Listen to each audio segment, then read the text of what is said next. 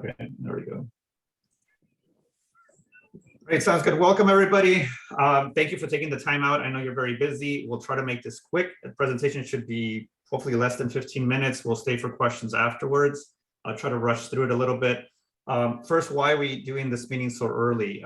For those of you that have been with us before, we don't talk about nationals and postseason until the very end of the season. We're doing this early because this is the first year in which we have an opportunity to take entire teams to nationals, or at least to regionals. In the past, we've kind of focused on individuals making it. Again, if you're joining, if you could please go on mute, we still hear some conversations in the background. And taking individuals is kind of real straightforward. If they make top 30 at each of the levels, and we'll go through those levels right now, they advance to the next level. Teams becomes more complicated because if one runner misses, the entire team may miss making the next level, right? And the entire team gets eliminated. Whereas an individual, if they miss, they only impact themselves. But if a runner misses, they can impact, possibly, 7 or 8 other folks, or 6 or 7 other folks as well. So we want to go through this to make sure everybody's really clear on what's happening, how it works, what you need to do ahead of time, so it doesn't have a major impact on the rest of the team. With that, let's get started. The first thing is a major important thing. The rest of anything I'm going to talk about means nothing if age verification is not done.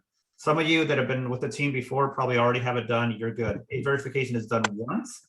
USATF membership is done once a year. So everyone here has USATF membership because we verified that at the beginning of the season. So you're good with that.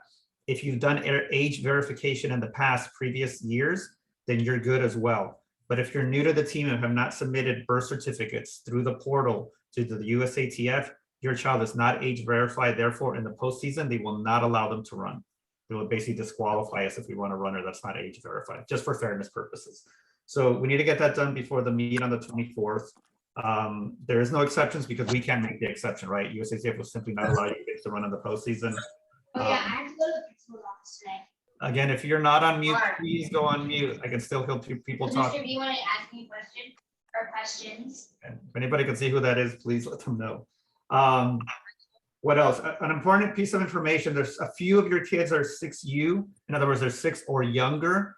And again, this is USATF ages, which means not the age they are today, it's the age they will be by December 31st. So if your kids are 6U, they can actually compete all the way through regionals, but are not allowed to go to nationals. I mean, they can attend and watch, but they're not allowed to participate. So there is no 6U in USATF, and they're not allowed to race in the 7-8-year-olds or what they consider 8 and under. It's really more of a 7-8-year-old, and that's more of a national rule as opposed to our local association rule. There's only, I think, 2 kids that are in right now currently in the top 7. They're in that situation. If your kids are in that situation, speak to me at practice. We can kind of go over what that all means in more detail. But just know that ahead of time. Now they can compete up to regionals, so we can still benefit from them being part of the team up until that point. Okay, I'll move on because I want to try to make this quick, and at the end we'll stop and pause for questions. Association championships, that's the very first step. So on Sunday, November 14th, and that's all on the calendar, that should be on our website, and there's links off of our weekly newsletter. You'll see that is the first championship meet. This one, anyone that's eligible to run in the USATF meets, which has been like 90 of our kids, all the kids that have gone to the other ones, and hopefully a few more are able to go in the next few weeks. Any of them are able to run, and they all will participate in that race. It's really no different. The only difference is that we're going to have to be really careful who we put in our A and B teams, because our A teams have a chance of advancing as a team. And the way it works there now, it's not top 7 as it traditionally is. For USATF, it's top 8 runners make up a team. So actually let us go all the way up to 8, which is nice, but only 5 will score. I won't get into all those details, but just know that it is top 8, not top 7, the way we've been kind of following that. I just did some checking on the very big rule book they have for USATF. Other runners that don't make top 8 will be in the B and C team, so they will participate at association championships. That is in Santa Clarita by Magic Mountain, so it's a good distance away. I mean, it's a drive, but in the morning there's no traffic, which is nice. Runners must attend this meet for their points to count towards the team, right? There is no, I think I'll skip that one and go to regionals. If you miss that one, you're gone. If you're eliminated, and there's a good chance that the team is eliminated. In terms of advancing, in the past, well, not in the past, like for us in the past, but it's always been this way. top 30 individuals advance at the association meet. That doesn't matter whether they're a part of a team that made it or not. It doesn't matter if they're unattached. It doesn't matter if they're part of a team. Top first 30 kids in each age group that cross that line will qualify. Now, just to make sure we answer this question, if your child is 31st and the 12th runner in the race says, oh, I don't want to go to regionals, we're done for the season, 31st runner does not get bumped down into top 30. They do not get to go. So top 30 straightforward. If your child is top 30, they will go as an individual regardless of the team results. Separate from that, if your child is on an A team and they place in the top 5 teams for that age division, they will also advance whether or not they're in the top individual 30 or not. So they could be 47th or 52. And that's why we're having this meeting. A big reason is because I think a lot of parents in the past were like, oh, that's not for me. My kids isn't making it to nationals or postseason. In this particular situation now, because of the growth of the team, there could be a kid potentially that is number 8 on their age group, finishes in 87th place in the race, nowhere near qualifying, but they will advance with their team to the next level. So it's really important that you keep track, not just how they're doing overall, but how they're doing within our team in that, top rankings that we put out. And then the other things to consider too is at associations, if a kid just doesn't show up, we're going to be fair, right? If the kid doesn't show up, they're out. We're not going to make an exception and say, oh, that's okay. We made it as a team. We'll kick somebody else out and put your child in. Even if it's the number 1 runner, we're not going to do that.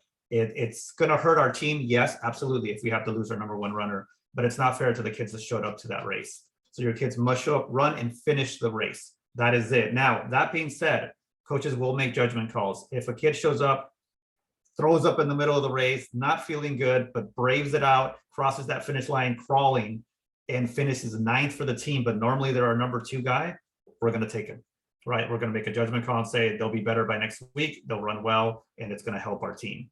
So that's normal coaching decisions that have to be made, but they need to show up, right? They can't just stay home and then expect their spot to be held up by somebody else, right? If the kids that show up make the top 8, we will advance those 8 kids. All right, let's keep going.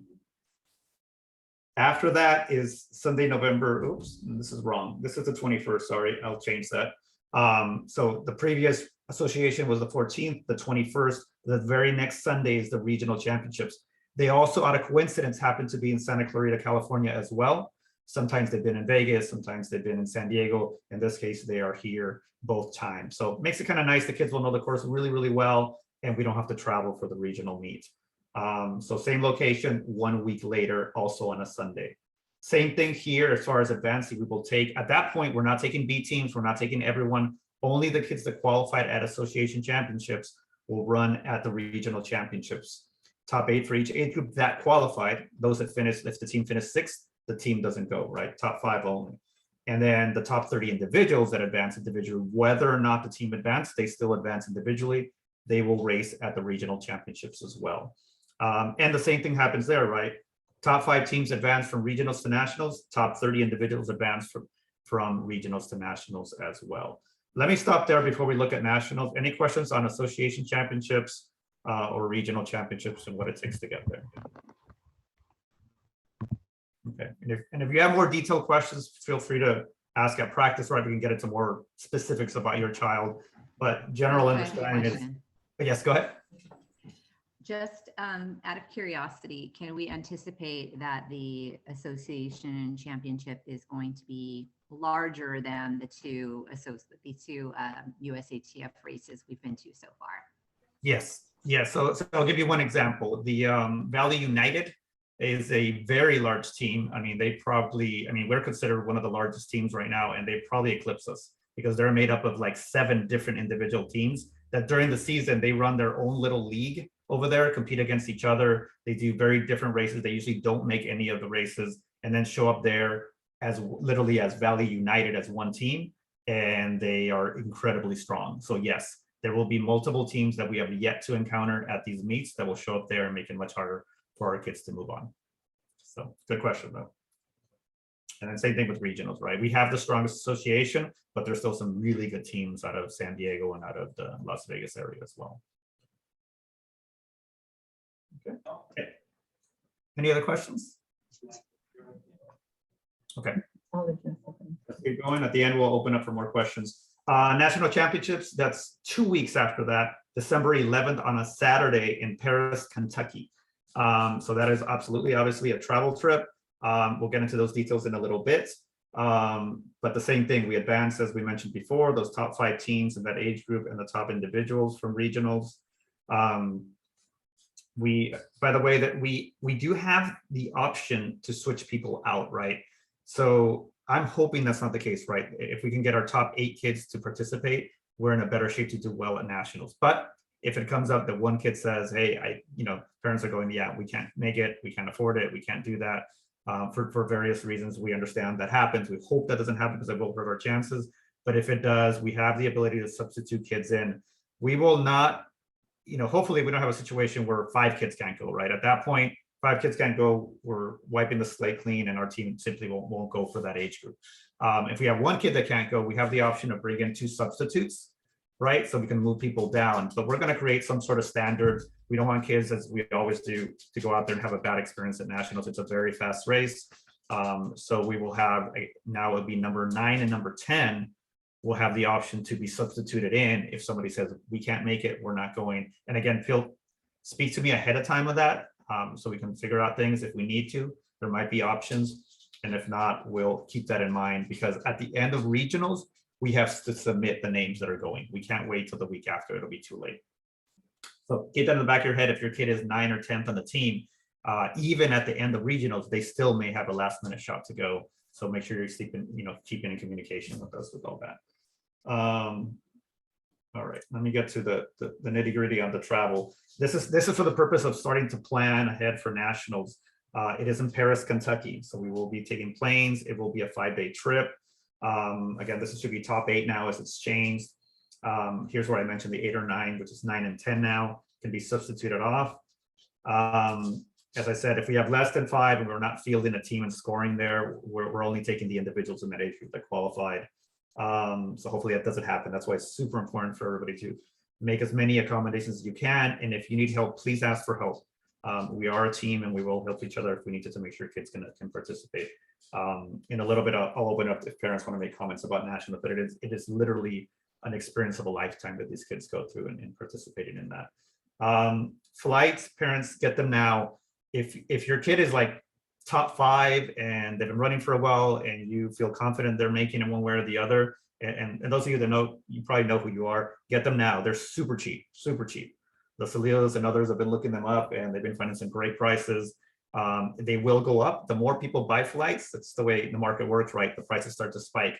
And by 3 weeks before, 2 weeks before, which is usually right after regionals, super expensive. I mean, you could easily be doubled between now and then. So take the time to do that now. Even pay, sometimes you have to pay like an extra, I don't know, 40, 50 bucks for it to be refundable, might be worth it, right? Instead of, spending $200 more on the flight. What else? Hotels, we're still working on group rates and stuff like that. That's usually doesn't go up a ton. We'll work that out soon. We'll let you know about that and we'll lock in group rates for that. Rental cars, I would also suggest getting those early. Usually those you can cancel pretty easily without any charge. So I would reserve those now because there tends to be a shortage these days on cars. And then find travel buddies. I mean, we'll explain in a little bit. We're not all going to meet at the airport and all travel at the same time, especially not with this size of group. It's almost impossible. I know some families will want to leave earlier, 2 days earlier, 1 day earlier than the group. Others may be scrambling to leave at the last minute. But try to travel in groups. It makes it a lot easier, and we'll explain why a little bit in terms of driving and so on. All right, let me escape from this. And I want to thank Melissa for helping put this together, which is super helpful because usually I'm scrambling trying to do this. So Melissa has a lot of good information in here. I added some stuff. Anna has added more stuff too that she's been researching. So we have, and this is a living document. It's not done by any means, but and we're not going to go through the whole thing right now, just kind of snapshot it. But we will make this available immediately, by tonight or tomorrow morning, you'll have this available. You can start looking through it. But this will give you ideas and certain things. And we'll quickly go through this. Age verification, we talked about already, needs to be done right away. Travel dates for nationals will be December 9th through, so it's a Thursday to Monday, December 13th. So, and we'll go over what that means in terms of what's happening those days and why so many days. Again, travel flights, if you can get them now, get them now. It seems to be the best route is to go to Nashville. And I know this seems a little crazy, but we've done this many times. This is a lot cheaper. Fly into Nashville, which is 3.5 hours away, and then rent a car and drive to Paris, Kentucky. It's a drive, yes, it's a fun trip, it's a road trip, but it'll save you a lot of money. If you find a different location, feel free to fly in somewhere else.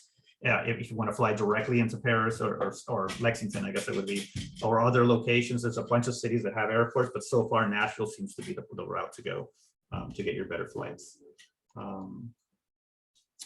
Right, here's information about the distance. We'll talk about the course walkthrough. Here's a little bit, we'll keep building on this list, but the things that the runners need to wear. Keep in mind, it's 30s, 40s, and 50s in Kentucky during that time of year. It is cold. It's not as cold as Wisconsin for those who went Wisconsin with us, but it's going to be cold and we're not used to it. We're from California, so make sure you bring a lot of warm clothes. As we get closer, we'll talk more about that as well. All right, here's the high level itinerary. Thursday, travel day, right? Preferably travel in the morning because going to East Coast, right?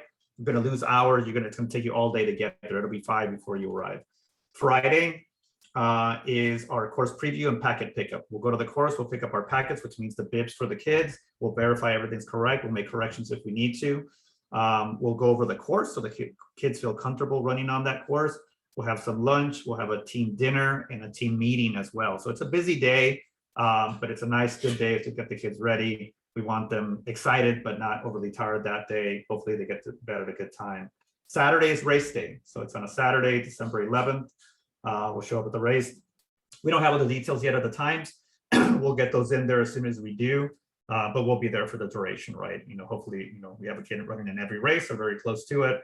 At the end of those races, we will head out back to Nashville more than likely. That's why we're really recommending if you want to stay with the group, that you fly into Nashville and not somewhere else, because we're going to head all back, unless we really want to drive some more, right? But we'll head back in that direction. And Sunday we'll plan a fun activity. And depending on other trips in the past, we've gone to visit downtown Chicago. We've gone to Disney World in the past. Obviously we're not anywhere near Disney World and there's not a lot in Kentucky or Nashville, but we are looking for options. And if you have ideas, please let us know. There's anywhere from some smaller amusement parks to caves that are this amazing, miles and miles of caves in that area. That's what they're known for there. So there's a lot of things we can do that day. And that's really to celebrate the accomplishments of the kids. Regardless of how they finish, right? We're going to celebrate that day and have a lot of fun. And then Monday's a travel day back to LA. And again, everybody kind of just gets in their travel buddy groups and heads back. All right, I'll stop there. Questions in general about the general trip?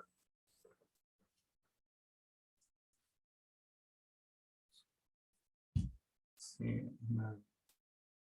We kind of mentioned this loosely, but flights, hotel, rental car, the race fees for both regionals and nationals are paid by the teams, so you don't have to cover that. But we do have to cover flights, hotel. We'll try to get group rates. What else? All right, I'll stop talking. Any more questions? I have a question. Yeah. So in terms of training for the competitions, is it going to be 3Ks for each one? Yeah, so the USATF races that the kids have attended so far, that is the regulation distance per age group, right? So there's 2, 3, and 4Ks. So those that they've been running those, yes, those will go all the way through nationals. So at nationals, if your kid's been running a 3K, they will run a 3K there as well. Awesome, thank you. And then is this document going to be like a read only? Is it going to be available for us to take a look at it? It will, yeah. I'll post it by tomorrow morning. And then you'll see we'll make changes, and every time we make some major changes, we'll post it on Facebook and on the weekly newsletter letting you know the changes. Awesome, thank you. Right. Coach, you also have a question in the chat saying, are you going to go over the ranking lists?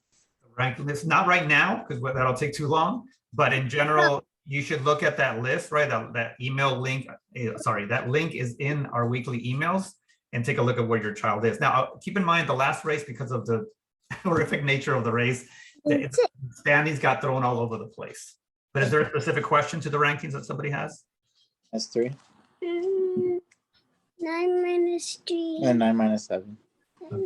We can hear some math homework being done, but does anybody have any questions? So if this is our first time in this situation, can we get in like guidance as to whether we should attempt to book flights or, Absolutely. you know? Yeah, so talk individually, talk to me about your child at practice. I'll make myself available, all day tomorrow. So I'll just try to hang out in the general parent area for any questions related to that. But yeah, let's talk specific, because that's going to take too long here, right?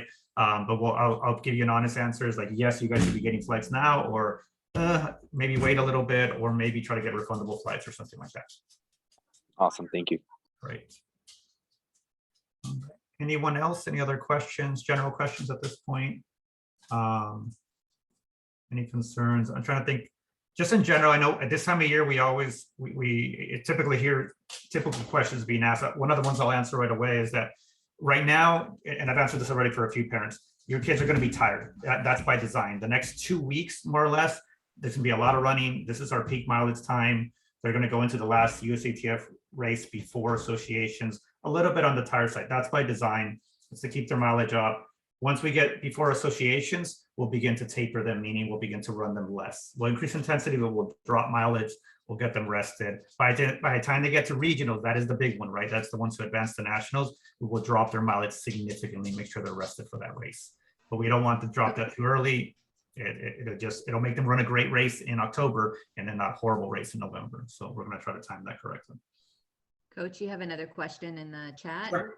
Are there any specific COVID rules or requirements? Good question. So we'll find out more as we get closer because it changes constantly. For track and the last nationals we went to back in the summer, I won't get into all the details, but it was chaotic at best. I mean, it was crazy. I mean, we had to get banned. I mean, I literally end up, if you guys saw my picture, with 4 different bans. I had to show proof of vaccination. I had to take a test one day. The very next day, I had to take another test. And then I had to show something else. I forgot what it was. I ended up with 4 different things. And then they ended up dismissing all of it at the end. So I know it's not going to be like that again. There was major like uprising after how that went, but it all depends on the state and what their rules are. So we'll hear more as we get closer and we'll let you know what those rules are. Obviously, keep in mind, like on a plane, you have to wear a mask and all that, but we'll find out the details of that. I don't know if it's going to be like you have to be vaccinated or you have to be tested. Usually so far it's been that you have to be tested, not necessarily vaccinated. But we'll get that information as soon as possible to you because I don't have that right now. Anyone else or any other questions in the chat?